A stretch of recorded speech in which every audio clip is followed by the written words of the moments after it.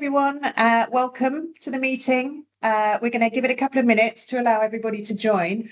While you get yourself settled, it would be great if you could just maybe introduce yourself in the chat, your name and if you're from an organisation, where you come from.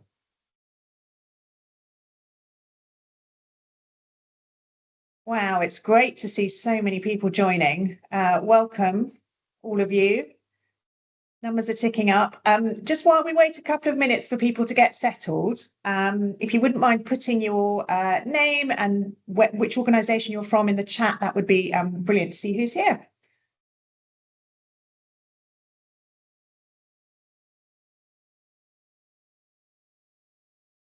We're just going to give it another minute, I think, to see whether anyone else is going to join.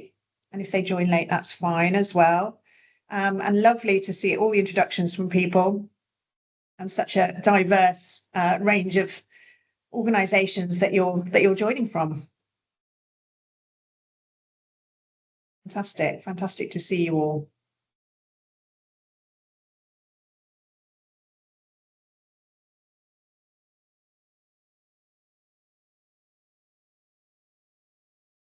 Welcome. We're almost about to start. While you get yourself settled, maybe if you could just introduce yourself and the organisation you're from, it would be great to see who's here.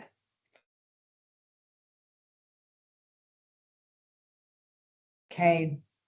All right, everyone. I think we're going to get started. Welcome very much to Birth Companions and Advances session on supporting pregnant women and mothers of young children on probation. It's great to have so many of you joining us from so many different organisations. Really great to see that. I'm Naomi Dillap. I'm Director of Birth Companions. And Birth Companions is a national charity that supports women who are having their babies in very difficult circumstances. We started off life as a grassroots organisation, founded in 1996 to support women having their babies while they were in custody at HMP Holloway in London. And a focus on the criminal justice system remains absolutely central to our work. We currently run services in prisons around the country for women under probation supervision in London and the South East, and for women at risk of criminalisation in London. We do a huge amount of research, policy work and campaigning in this space. And we have a very large and very active lived experience team, ensuring that the expertise of women with lived experience is central to all our work in this space. We've got a very exciting lineup. We're hoping to cover a lot of ground in our time together. I'm really delighted to be running this session alongside one of our key partners in this work, Advance. So I'm just going to give you a little flavour of what's coming up during the session. First of all, I'm going to hand over to Kirsty Kitchen, Birth Companions Head of Policy, who's going to set the scene and talk about the importance of a focus on the 1,001 days from conception to a child's birthday in the context of the criminal justice system and the role to be played by probation. Then we're going to go to Summer Alston-Smith, Director of Development and Insights at Advance, who's going to talk about the role of women's centres and community-based specialist services. Then we're going to go very practical and talk about how Birth Companions and Advance deliver support together. And that's going to be taken by Tanya Tracy, Birth Companions Criminal Justice Services Manager, and Nadia Hughes, who's Head of Criminal Justice Services at Advance. Now, Birth Companions and Advance are just two organisations in a beautiful constellation of women's centres and specialist services up and down the country. And many of us are members of what has been really a transformational opportunity to collaborate and organise the National Women's Justice Coalition. So finally, we're going to go to Abby Ayres, who's Director of Strategic Development at the NWJC, to talk a little bit more about the need for sustainable funding and bold commissioning of these women's centres and specialist services. We're going to have some time for chat at the end for questions. So if you do have questions, please put them in the chat and we will try to answer as many as possible at the end of the session. Okay, I think that's everything. And I'm going to now hand over to Kirsty. Thanks, Naomi, and hello, everybody. It's brilliant to see so many of you here, as Naomi said. Catherine, if you don't mind moving on to the next slide, please. And before I crack on, Catherine, I'm not sure if you've seen there's a request in the chat for transcription to be put on. So if you wouldn't mind trying to sort that out for us while I move through the slides, that'd be brilliant. So first of all, we just wanted to set the scene really around this focus that some of you will be more familiar with than others on the first 1,001 days. This is a framework that has gained a huge amount of traction in recent years, and it reflects the fact that there is sort of a uniquely rapid period of growth that takes place from the point of conception up to a child's second birthday. So that's quite a prolonged period of time. And that period of development lays the foundations for long-term physical and mental health and well-being for a child across their childhood and into adulthood. And that what happens in that first 1,001 days, particularly in terms of their experiences and the environments that baby and infant is in, is fundamental really to a whole host of things, including cognitive and linguistic development, ability to cope in different situations as they get older. And so what's really key for us to reflect on is how vital the support that is provided to pregnant women and mothers of babies in that period is, in terms of protecting and promoting the development of their children, as well as obviously protecting their own health and well-being themselves. So that's why we have started to focus so squarely on 1,001 days across recent years at Birth Companions, and it's why Advance brought Birth Companions in as a specialist provider for support through pregnancy and early motherhood. You might have seen the newest of our campaigns that we launched a few weeks ago, maybe a couple of months now, called the 1,001 Days in the CJS campaign. Catherine, I don't know if you're able to move on to the next slide, or there might be a lag on my Wi-Fi, but some of you might have received notifications about this campaign. Really, it's about articulating the need for, in the midst of all of this very rapid attempt to reform the criminal justice system, largely driven by the prisons crisis, but bigger picture than that, to centre the 1,001 days across every part of that system. So Birth Companions have been campaigning for nearly 30 years now in terms of the needs and experiences of pregnant women and mothers of infants in prison. And that improved sort of focus and awareness and evidence base has led to some improvements in policy and practice in prison. There's sort of no doubt about that. At the same time, we and many others recognise that prison will never be and can never be a safe or appropriate place to navigate pregnancy and early motherhood. And so on that basis, we need to make sure that improved focus shifts from inside prison walls across the wider criminal justice system as we support the shift that we all hope the Women's Justice Board and the Sentencing Review and others will see in terms of reducing the female prison population and shifting more women into community alternatives to custody. There has been a lot less focus on the 1,001 days in probation and policing, for instance, than there has in prison. And if efforts to support women appropriately in the community are to succeed, that gap needs to be addressed really urgently, actually. So we helped to shape at Birth Companions the first prison policy framework on pregnancy, mother and baby units, birth and maternal separation from a child up to the age of 2 for prisons. There's no equivalent to that exists in the prison policy, the probation policy space.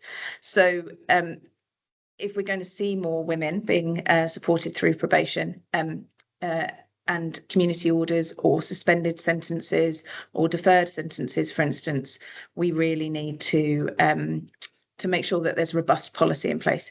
Equally, I would say the same goes for policing, so that we can work upstream to divert women from court, and ultimately, if we can improve community services ability to support women and their families, we can reduce the risk of criminalisation in the first place. If you go to the next slide, please, Catherine. So the any work done in this space, as you'll hear from Nadia and Tanya later in the session, really needs to address the intersections between women's contact with the criminal justice system and their contact with children's social care. Children's social care involvement is a primary concern for virtually, you know, the vast majority of the women that we are supporting in this 1,001 days period, through the probation linked services. And this dual contact is something that is still very, very poorly understood. It can happen at any point in a woman's journey through the criminal justice system. They might already have children in care when they come into contact with the CJS. They might have never had any contact with social care at all. They might have their first contact whilst applying for a mother and baby unit place in prison, for instance, or they might be working towards reunification with a small baby. Whatever that situation is and however that journey might shift, we need all of the professionals working around women, whether that's a probation officer, a prison officer, a police sergeant making a decision about charging, a midwife, a GP. Everybody needs to understand how these huge systems interact in a woman's life, and also the fears that many women hold about children's social care involvement, and the impact that has on their willingness to engage with services, their ability to be honest about their needs, and to disclose what might be happening in their lives, and to seek support on that basis. We recently worked with the University of Hertfordshire to launch their new report called Lost Mothers. Some of you might have seen it already. That's a piece of work with a team of women with lived experience, specifically looking at the impact of compulsory separation from a baby while in prison. And there are, hopes that we can extend that work to looking at what happens for women under probation, supervision in the community as well. And we're really glad to be working closely with the Ministry of Justice and the Department for Education on some joint cross-departmental work around children with a parent in prison.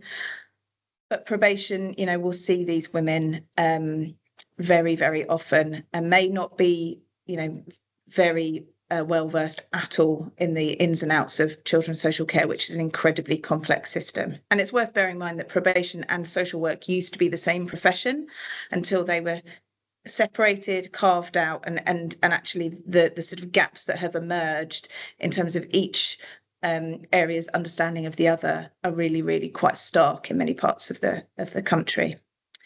Data is still really poor in terms of the nature of dual contact with criminal justice and children's social care services, and also the outcomes for women whose children go through the family courts, who are themselves in the criminal courts, and also the outcomes for their children. But there is a major new study that we're part of called the Comfort Study, where MOJ is a partner, and that's led by the University of Lancaster, and we will be looking together, again with an advisory team of women with lived experience, at how we can link family and criminal justice data to understand what happens to women's babies and infants and children when they come before the criminal courts. So lots of work in this space, but I will hand over to Summer now to think about specifically the work that we are all doing together and independently. Brilliant. Thank you, Kirsty. That was incredibly informative. And if we go on to the next slide, please. As Naomi mentioned earlier, the work that I'm about to talk about is not necessarily unique to Advance. There are women's centres up and down the country that are very much embodying this approach and sort of taking a woman's specific trauma-informed approach to improving women's outcomes in probation. And if we see on the next slide, we'll kind of talk about what that looks like, and my colleague Nadia will give you some of those specifics.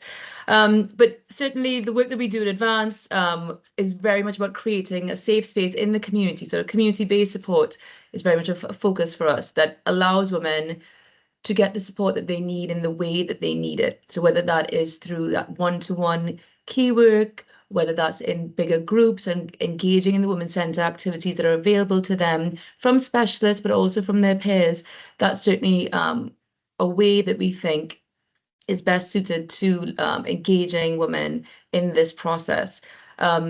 We do that very much through a model of long-term holistic support. We genuinely believe that a woman's journey is very complicated. Their presentation in the criminal justice experience is very different to men's, and therefore there needs to be a gender-specific approach and a design that's built on what their needs are. As many of you will know, a woman's journey is not a linear one, and therefore short-term crisis interventions aren't suitable to really create change. And what we're asking someone to do here, what we're asking the women that we work with to do, is to, oftentimes, to rebuild their life, reroute their entire sort of life trajectory, break patterns of a lifetime, even breaking patterns of many generations. And this is no small feat. This is a huge challenge for anyone. And certainly it needs that team of support around the woman, very much consisting of a circle of support of experts who are all working in an interlinked, coordinated, cohesive way to give her the support that she needs at this crucial time in her life. And of course, that's just compounded by the experience of pregnancy and motherhood. So as many of us will know, pregnancy and motherhood can be medically risky and incredibly isolating in the best of circumstances. So when you layer on the additional barriers that Kirsty's just mentioned and the stigma that women in the criminal justice system often face, there really needs to be that dedicated expert support for this very fundamental aspect of womanhood and what the women that we support experience. And so some of the ways that we do that, and we'll see that on the next slide, is very much focusing on consistent, unconditional, positive regard for women that's very much tailored on who she is, based on her cultural needs, where she is in her life, how old she is, and where her head is at. Very much thinking about how do we tailor this support to the individual rather than a one-size-fits-all package, and making sure that that consistency is there by that having that dedicated key worker that Nadia will talk to in more detail in a moment, so that women feel that they can really build a rapport with the service, really build a trusted relationship, and having that mutual respect that can be a sort of a journey that both individuals are going on together, that really focuses on women's strengths, their achievements, and making sure that she comes out of that support feeling really empowered to go on to live an independent, safe, and crime-free life. Really sort of thinking about how can we build the woman's self-esteem, how can we encourage her to care for herself and her family, including her children, and ensure ultimately that she doesn't end up back in the criminal justice system again. We do that by ensuring that the communication and support that's available is really, again, tailored to her, however that support works for her, whether it's face-to-face appointments, whether it's via phone, text, email. We'll make sure to sort of work to the woman's style and her approach, and also kind of gauging how that rapport can shift and change throughout her long-term journey with us.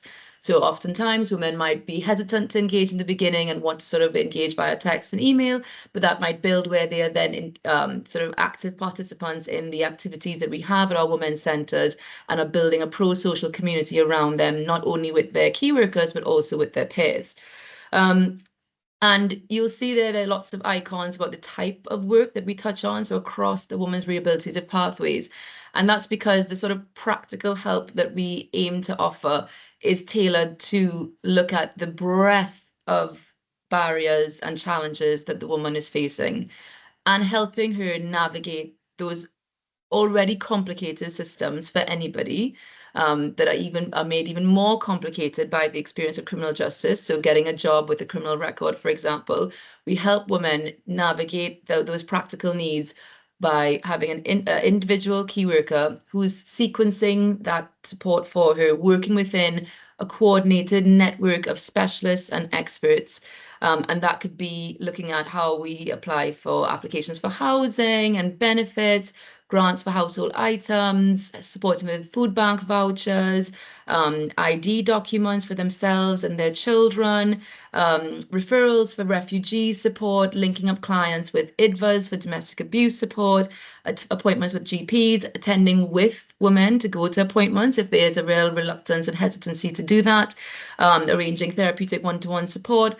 And again, sort of really just thinking about how we can help her through those systems by advocating for her. And that's where the advocacy of our work comes through, that we can champion her needs and really try to engage other professionals to work closely with the woman to just ultimately find successful outcomes.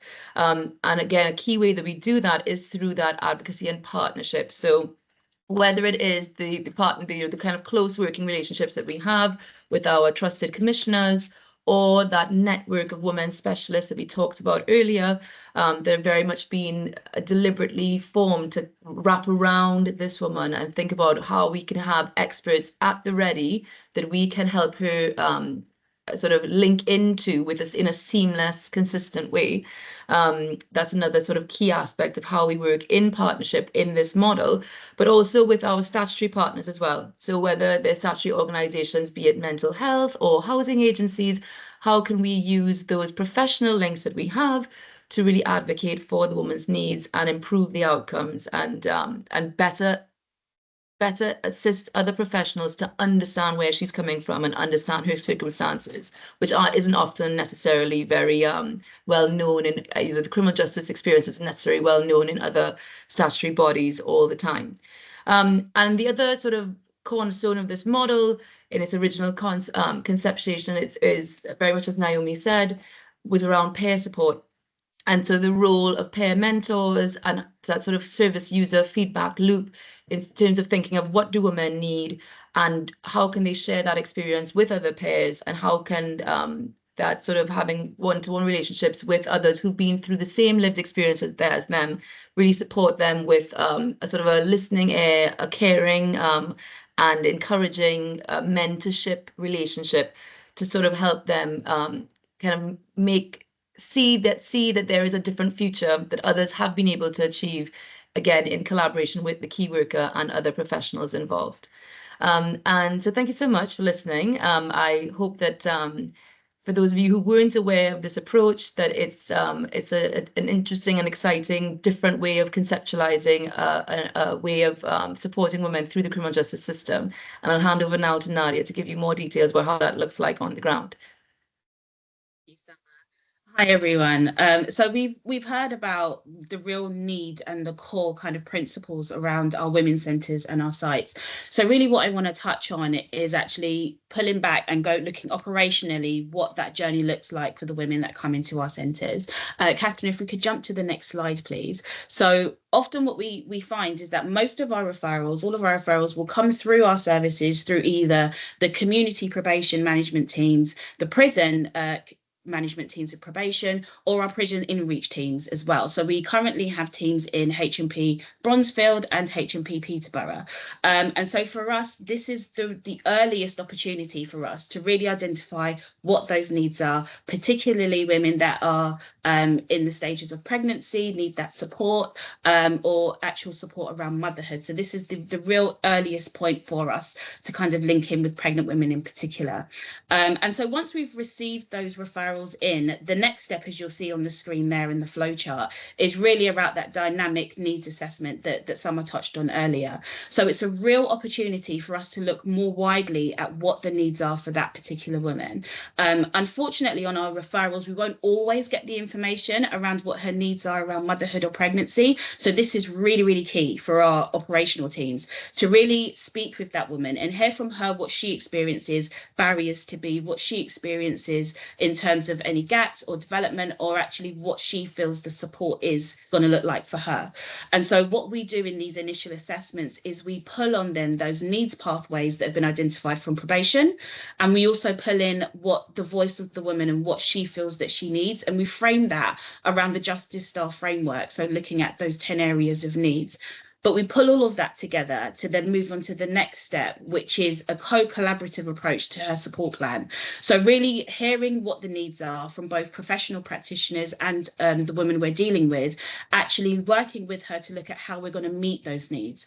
And that's when we pull on the specialisms and our partners in particular. So really hearing what she's experiencing and then looking at what does support look like for you, and really sequencing that support for her as well.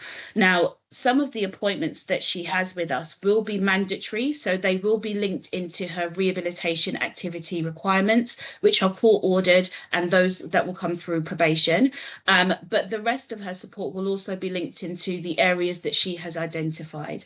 And what's really phenomenal about our London project is that we are able, through our MOPAC funding, which we're very grateful for, and our local commissioners, is we're able to provide that wraparound support. So once a woman completes her RAR sessions with us and her court ordered sessions, she is able to then refer back in and gain that continuity of care with us.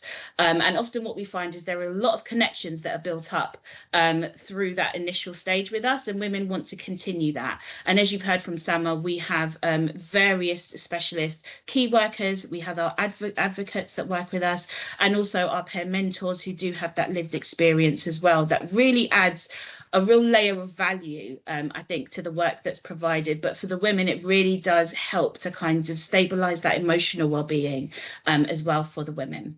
If we could jump to the next slide, please, Catherine.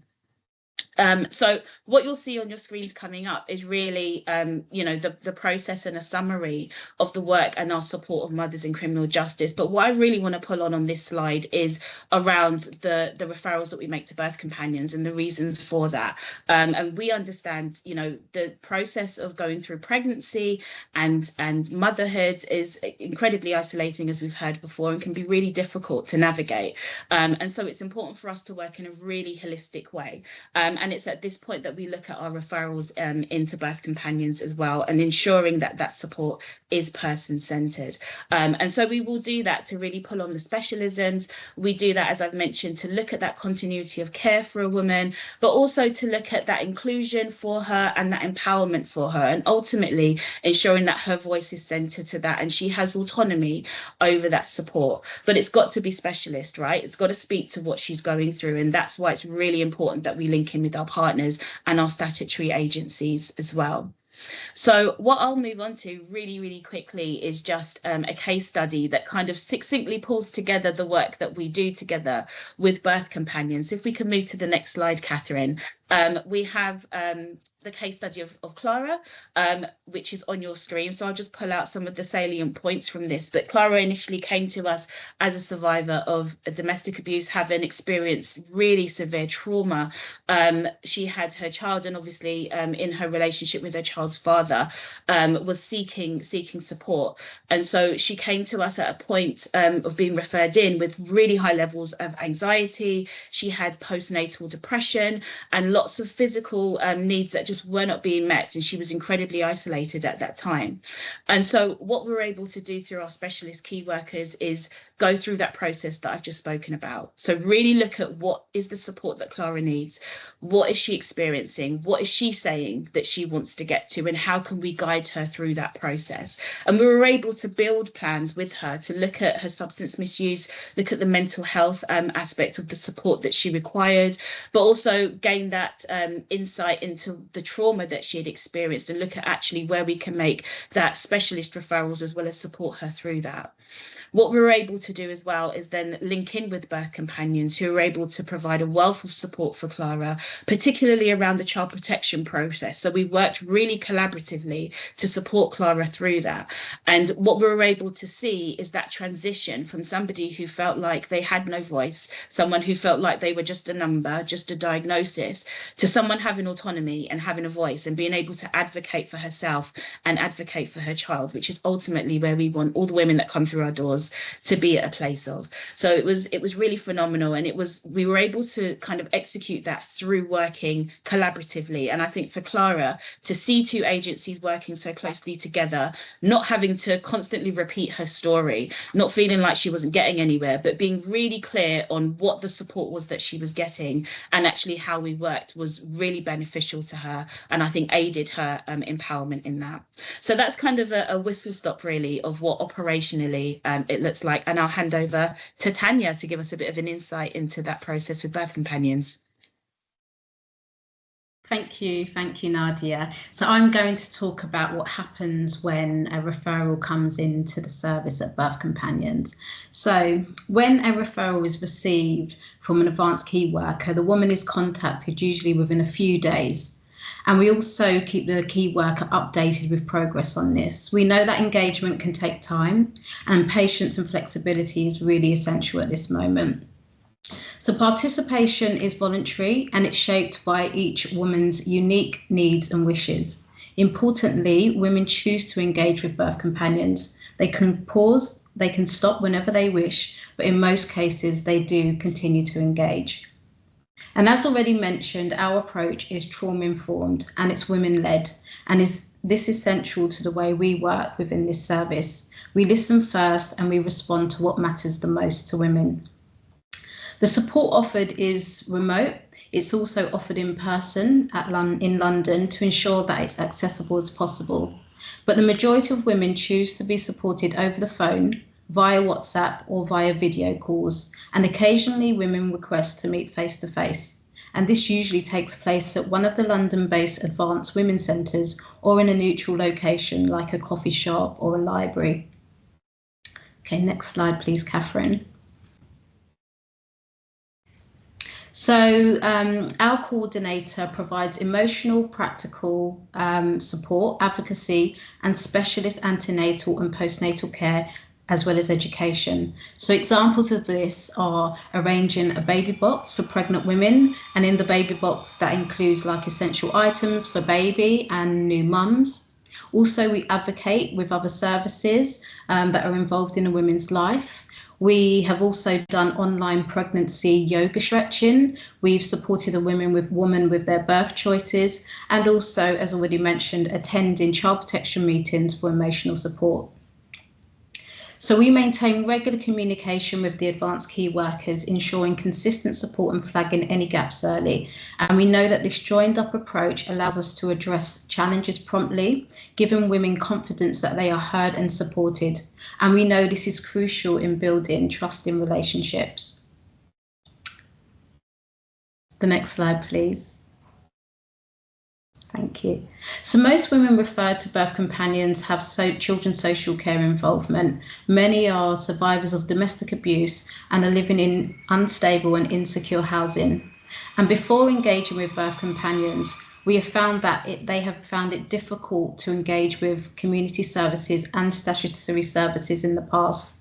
For example, the coordinator at Birth Companions has supported women who feel isolated to engage with community baby groups, as well as vital mental health services.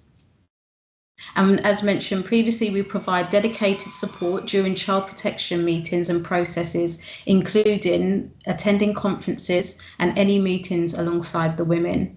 And this support is invaluable, and women tell us how being by their side has made a huge difference. Let's go to the next slide. So there is significant and growing need for our service. Women consistently show strong engagement when supported. This support needs to be accessible, trauma-informed, and tailored to their needs. And the length of time women choose to stay engaged to access the support, often during the whole duration of their licence period, is testament to this. And through our involvement, women have made considerable progress with their child protection plans, for instance, receiving positive feedback from the social workers and the team involved in their lives. And in many cases, children's social care involvement ends entirely, reflecting the lasting impact of such support in place. I'm now going to hand you over to Abby from the National Women's Justice Coalition. Thanks, Tanya. That's great. And so I want to talk a bit about the financial case for women's centres. And as we've heard from the other speakers, the value of the women's centre model and the offering of the specialist services that women's centre providers can deliver is huge. We know that they offer both social and economic value for society. Yet women's organisations are continually subjected to poor commissioning practices, and investment in women's centres and specialist services remains historically low and woefully inadequate. So if we examine the basic facts, we know that prison places are expensive, and the costs linked to female imprisonment, offending and reoffending are huge. The average cost of a woman's place in prison is over £78,000, which is substantially more than that of a man's, because we know that women in prison have very distinct needs. Investment by comparison in women's centres offers a much greater return. We know that to support a woman in a women's centre place for over a year will only cost up to approximately £4,125, and that by investment in these women's centres and drawing money away from prison places, we know that there is a great return on that investment that saves both the government and the public money. We see from the speakers before that women's centres help to disrupt and women's centres help to reduce and disrupt reoffending and support women holistically within their communities where they're needed. We know that the value of women's centres has been recognised for a very long time, and the Coulson report published in 2007 really called for a radical new approach to supporting women and improving outcomes for women in contact with the criminal justice system, recognising the huge impact that the network of women's community centres has in helping to play a part in reducing those reoffending rates and directing women away from lives of crime. But there is huge underinvestment in this system, and this has been noted time and time again, despite policy and practice aimed at investing in that model.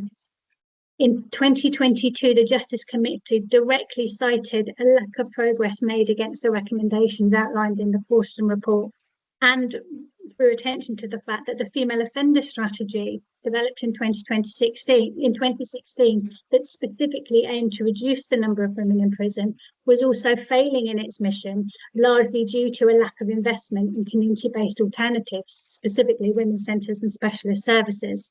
So time and time again, we see that there is a real lack of political will and financial investment in supporting this network of women's centres and the women's centre model as a whole, as a solution to reducing reoffending and improving outcomes for women in contact with the criminal justice system. Move to the next slide, please. So as we've heard from Advance and the specialist services that are offered through their women's centre model, specifically like those delivered by birth companions, there's a fantastic network of women's centres operating up and down the country. And this model and the value of this model has been supported by a huge evidence base. So why do women's centres and residential communities like those offered at Hope Street and delivered by Trevi in the southwest offer such great return on investment? Well, as we've heard, they play a very critical role in both upstream and downstream work. They divert women very early away from the criminal justice system through early intervention and diversion services, preventing women from being criminalised from the outset. They offer social value by helping to meet women's needs where they're at in their communities, keeping families together and preventing children entering the children's social care system entirely. We know that women's centres are proven to reduce reoffending by comparative to short custodial sentences. The average woman serving a community sentence is only 30% likely to reoffend compared to 73% of women who serve short custodial sentences that we know to be damaging and hugely impactful in terms of their ongoing prospects and ongoing prospects and outcomes. We also see that the one-stop shop, the trauma-informed, gender-responsive model that women's centres embody has direct impact on socioeconomic benefits by improving longer-term outcomes for women and their children. So women who are receiving specialist support through a women's centre have a much better opportunity to secure employment, improve their education and training prospects, receive tailored support for their complex needs, improve their trust and community-based networks, and have overall better physical and mental well-being outcomes. We'll move to the next slide, please. Sorry, Catherine, that's brilliant, thank you. But if we think about the funding landscape for women's organisations operating the Women's Centre model and delivering specialist services, the prospects look incredibly bleak in 2025. The National Women's Justice Coalition is a collective of 26 women's organisations, which include both advanced and birth companions, and our partners deliver the Women's Centre model and specialist services to women in England and Wales. Earlier this year, we conducted a coalition-wide survey to better understand the funding position that these organisations are operating in, and 77% of our partners confirmed that they had not yet secured sufficient funding to cover their forecasted expenditure in the year ahead, which is a huge, huge deficit. And the average funding shortfall for a women's organisation within the National Women's Justice Coalition is £756,000. So it's very substantial figures that we're talking about. So we as a collective recognise that women's centres are struggling to survive. This has been in part due to a number of political and policy-driven changes and the landscape in which these organisations are having to operate. The charity sector as a whole has been hit very hard by the rising operational costs associated with delivering services and running centres. The cost of living has seen energy prices soar. The employer national insurance contribution has increased. And for our partners, as an average, they are looking to have to contribute over £40,000 more per average, on average per year for their national insurance associated costs. Similarly, increases to the minimum wage and competition driven by other sectors that are offering roles with higher salaries is drawing expertise and skill away from the women's sector, where they're unable to compete with other sectors on salary. We also see that the adjustments to contracts that have been awarded to our partners are not reflected by the expected rates of inflation that we're going to see this year. So those over 73% of our partners are in direct receipt, either as a contracted or subcontracted provider of services from the MOJ, but the grants that they're receiving have not been adequately adjusted to reflect the rising costs and inflation that we're seeing. And this is obviously specifically impacting partners delivering services such as to women on probation. We also see that over a quarter of our partners have said that delays in the release of statutory funding lead to a very uncertain and insecure way of operating. They've had to make staff redundancies, services have had to be suspended, and this has a huge impact on the operational capacity of any given organisation, as well as the morale for the staff. And over 62% of our partners have reported losing staff to better paid roles outside of the charity sector. So all that expertise is migrating. We're seeing the skill within the sector diluting where there is competition from other sectors for higher paid roles. Move to the next slide. So this is compounded by a hugely competitive funding landscape. And this has been exacerbated by a shortage and inaccessibility of statutory funding. So many organisations just cannot bid for and secure the funding from statutory sources that other organisations benefit from. Coupled with this, we've seen huge changes within the trust and foundation sector. So those charitable trusts and foundations that offer grants to women's organisations are making changes to their grant giving processes. Many of the big players have paused their grant giving programs entirely, which heightens the competitive landscape for the funding that is available. organisations are really challenged by the demands of applying for and submitting very complicated funding bids, tendering for and entering into procurement processes and bidding for contracts where they have to invest huge amounts of time and resource that may actually not pay off if they're not then awarded the funding that they need.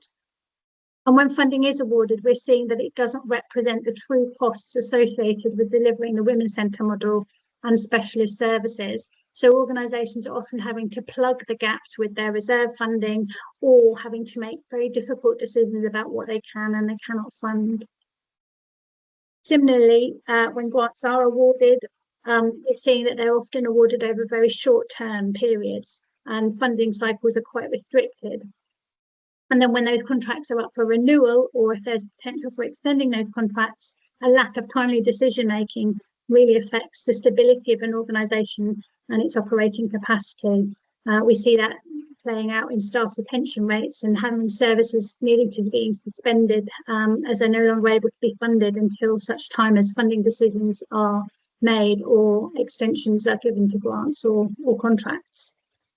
We see that many contracts and grants awarded do not inherently cater for core costs. So when funding is given without the core cost element, there are a real pressure on organisations to divert funding into particular projects or delivery of particular initiatives that actually means that their central funds are limited or stretched.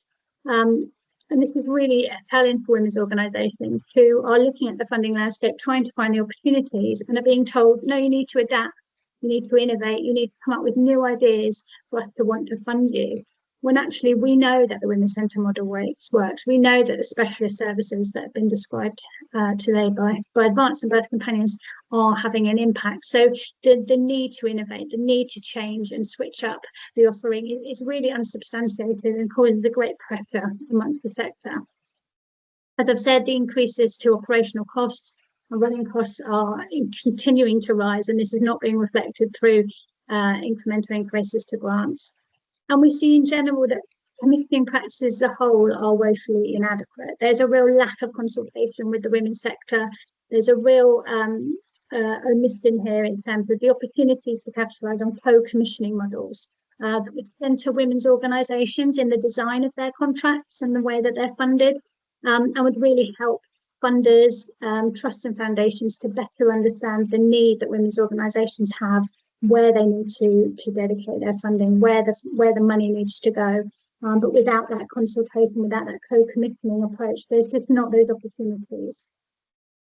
And sadly, we continue to see that there is a lack of value placed on the Women's Centre model, and specifically the specialist small grassroots organisations, often those led by and for women working with racially minoritized communities and delivering culturally responsive services. These organisations do not get a slice of the pie. They do not get the opportunity or have the capacity to bid for the grants and contracts that some of the larger providers are winning. And that absolutely excludes them from the funding landscape as a whole and really undermines the value that they're offering. Go to the next slide, please. So clearly there's an urgent need to commit sustainable funding to the women's sector and to adopt some bold new ways of commissioning women's specialist services across the country if we actually hope to achieve better outcomes for women and their families. So on behalf of the women's sector and as a collective, the National Women's Justice Coalition has been calling on the government to make some explicit commitments that would ensure the sustainability of investment in women's centres and specialist services in every country, from early intervention and diversion right the way through to rehabilitation. And this slide outlines some of those specific tasks. We want to strengthen partnership working and co-commissioning practices by centering women's organisations in the conversation, working closely with commissioners, trusts and foundations to better understand what the need is and where the money needs to go. And when those grants are awarded, they need to include unrestricted core funding that organisations have the flexibility to purpose toward what their needs are. It's also really important within these spaces to define what we mean by a women's specialist service, because generic providers are not offering the trauma-informed, gender-responsive approach that's been outlined here today. And we really need to recognise and value why women's organisations are expertly placed to offer that. Funding has to represent the true cost of delivering services and running organisations. So full cost recovery should be inherent in any kind of grant, and any increases to the cost base of delivering a service or running an organisation should be reflected in annual reviews of contracts. We need organisations to be given timely updates on when the grants are available, when they will be renewed, if there will be opportunities for extending them, because without that certainty, there's a lack of stability for the sector. There's a continual precarity that organisations will face that will undermine the delivery of their service and prevent them from operating to their full capacity. And long-term funding is needed, not just short one-year grants. We need multi-year funding to improve the continuity and stability that the women's sector needs to deliver their very impactful and critical services. And we would urge that funders are given guidance and training on what good commissioning looks like, what high standards of funding need to include, and that there should be... Abby, I'm really sorry to cut you off, but I'm just very conscious that we've got a few questions in the chat that I wanted to make sure that we've got enough time to... No problem. That was literally... That's good, Kirsty. That was good timing. I'm done. Okay, I'm I thought you were pretty much, and it's really helpful to see the points summarised on the slide as well. And I know that we're going to share the slides and the recording with people afterwards, and lots of information on the National Women's Justice Coalition website as well about these calls and these points which are all really high on our agenda. So thank you so much for that. I just wanted to use a little bit of time just to come to the some of the questions that have been posed in the chat. First one, Naomi, I'm going to pass on to you. Someone has asked whether birth companion support is available nationally at the moment.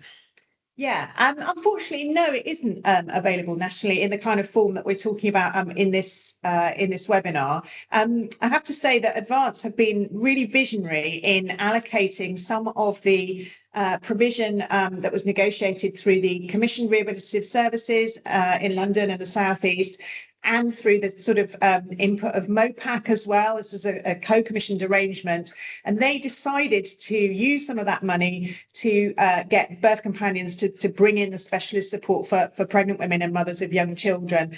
That has not happened anywhere else in the country, and I don't blame other organisations for not doing that, because as Abby's just outlined, money is tight, and organisations don't have enough even to do, the basics.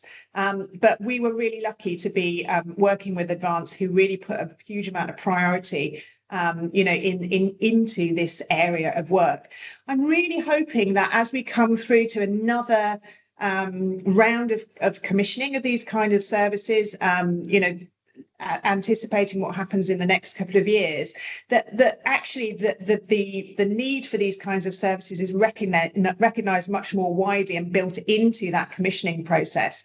I think the signs are looking good, because there is a focus on pregnancy, there is a focus on mothers and young children that hasn't been there before, but I think it does need pressure from lots of different angles to ensure that women do get that specialist support from specialist providers. Brilliant, thank you. And just to, I suppose, add to that the sort of aspiration should be that probation linked support is available to women, whether that probation contact is while they're serving a community order or complying with treatment requirements as part of a suspended sentence, for instance, or whether they are under probation supervision after release from prison. We want to make sure that we're sort of working with women wherever they are in their journey through probation, and also further upstream. Nadia, I'm going to come to you with the next question, please, if you wouldn't mind, which was just a question about the referral criteria. I know that you touched on it, but if you could just say a few words about the criteria. Yeah, absolutely. So the women, as you've mentioned, Kirsty, the women need to be engaged with probation. So this particular service is 18 plus, so for adult women, but they do need to be on probation. So as Kirsty's mentioned, that could be supervision on license, that could be on a community order, that could be pre-release going on to probation as well. So as long as they're linked in, we get all of our referrals through the referral and monitor system, which is the probation system. And so that allows us to kind of gain the areas of need that I spoke about earlier. But yes, so they will need to be on probation, and in order to link in with our sites, they'll need to be released to one of the areas or have links to one of the areas where our sites are. So currently our sites are within Hammersmith, Finsbury Park and Stratford, so that's north, northwest and east. So if they're being released to one of those areas, then they'll be able to access the sites there as well. Hope that helps. Thank you so much. Tanya, I'm going to come to you with the next one, which is a brilliant question from Zara, who we've done good work with in this space previously. What conversations or processes are used to reassure women that they can be honest about the issues at play in their lives, and how do we sort of reconcile working with women's understandable fears around social care referrals if they are sort of disclosing issues to us? Yeah, thank you. I think it's all about the relationship that's built, and certainly the coordinator that works on, within this service and with the women, she takes her time to build up that trust and that, I suppose, that openness. And it doesn't necessarily come very quickly, but I think through listening to her and asking questions that perhaps are unrelated. So things about how is she doing, how is she feeling, is there any concern she has, leaving it really open then has allowed the woman to just feel like it's safe. I mean, we obviously share that it's a safe space, and we also share that anything that we're concerned about, we will share with other services that are involved in her life if we feel there's a risk. And most times women are really open to that and are really grateful, because I think over time the relationship becomes so strong because other needs are being met, so there's that consistency, the some of the things around their emotional needs, having someone to talk to, and not being judged, and perhaps providing practical support has enabled the coordinator to kind of build a trust in an open relationship, so that when things are shared, the woman knows it's done in a way that's really considering her needs and to keep her safe and her family safe.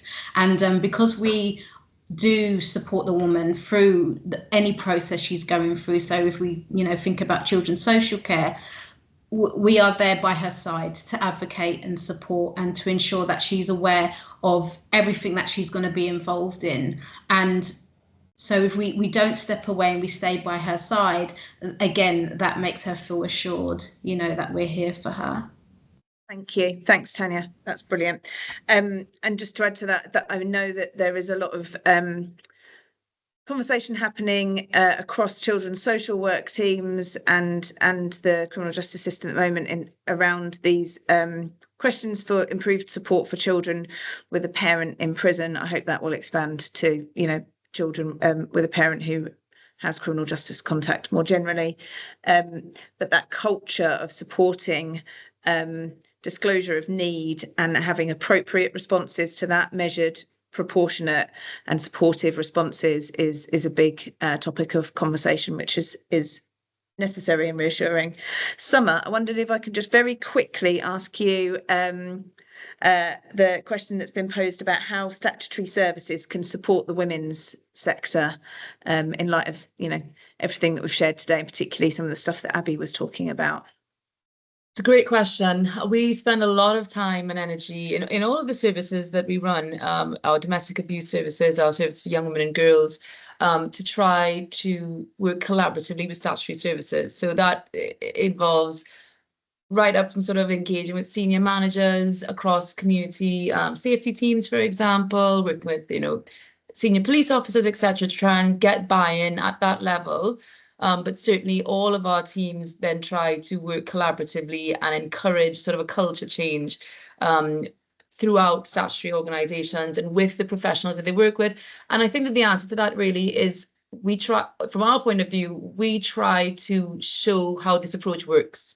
And we're constantly trying to show the other professionals that we're working with that actually by working alongside us in collaboration in a three-way approach, actually they're going to have better, quicker, more successful outcomes as well. So I suppose the best thing that statutory agencies can do from pragmatic, on a pragmatic level is just be open to that willingness to see if this could be a better approach, be open to thinking about things differently, be mindful of possible, you know, stereotypes and stigma that and cognitive biases that might be prevalent amongst their staff teams, and be open to working with us to see if that change is effective for their organisations.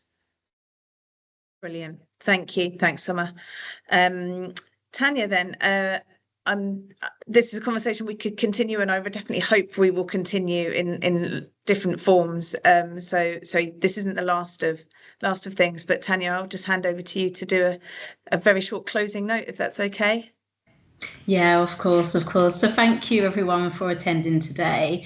And I hope it has been helpful in thinking differently and specifically about the 1001 days for women involved in the criminal justice system. So we've heard about the importance of small specialist trauma-informed provision with local expertise. Also how women's centres offer a safe and responsive approach to meeting women's needs, as well as collaboration being key to meeting the needs of the women. The vision is for more women to be diverted away from prison and criminalisation more generally, and instead for women to be supported in the community. However, as Abby explained, there are challenges with sustainability and the need for long-term investment for it to be effective and positive for women and their families. If support isn't funded adequately, we run the risk of women breaching their licence conditions and in the end going to prison anyway, which would be a tragedy. So specialist women's services, probation services and police need to work together during this 1001 days, making the 1001 days be at the forefront of everyone's mind, and there to be a commitment to adequate long-term funding so that we can make this vision a possibility. Thank you.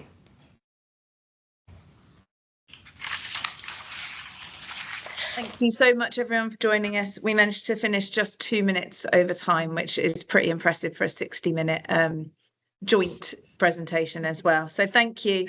Do get in touch with us if you have any questions, thoughts, or opportunities that you want to, you know, discuss moving forwards. Appreciate your time. Thank you, everybody. Bye.